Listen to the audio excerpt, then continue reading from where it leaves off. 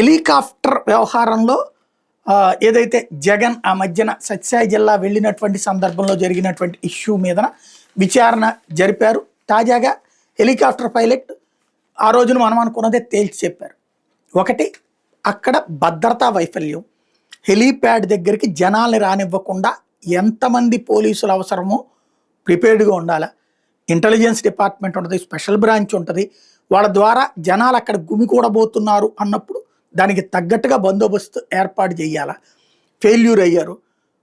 ఎగబడింది YCP కార్యకర్తలే, అలా ఎగబడకుండా చూడాల్సిన బాధ్యత పోలీసులదే. వాళ్ళందరూ డైరెక్ట్గా హెలీప్యాడ్ దగ్గరికి వెళ్ళిపోయారు. చివరికి అక్కడ ఉన్న అద్దం పగిలింది. అయితే అది విండ్ షీల్డ్ కాదు, సైడు ఇది అని చెప్పి నిన్న పైలట్ వచ్చి చెప్పారు విచారణ సందర్భంగా. ఆ పైలట్ 3 సార్లు నోటీసులు ఇస్తే నువ్వు ఎందుకు రాలేదండి, నాకు ఒంట్లో బాగాలేదు నేను రాలేదు అని చెప్పి వచ్చాడు.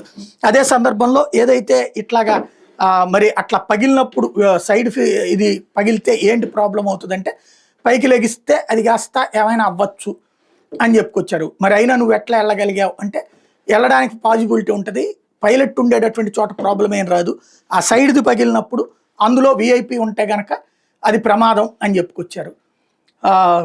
మరి ఎవరైనా అనుమతి తీసుకున్నారంటే మా ఏవియేషన్ కంపెనీకి అడిగాం, వాళ్ళు రమ్మంటేనే పర్మిషన్ తీసుకుని వెళ్ళాం అని చెప్పారు.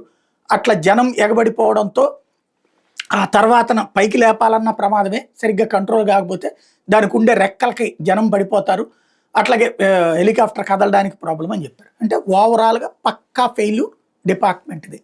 ఇప్పుడు దీని మీదనే ఛార్జ్ షీట్ వేస్తారట. ఏంటంటే ఇది వైసీపీ వాళ్ళే కుట్ర పన్నారు అన్నటువంటి రూట్లో.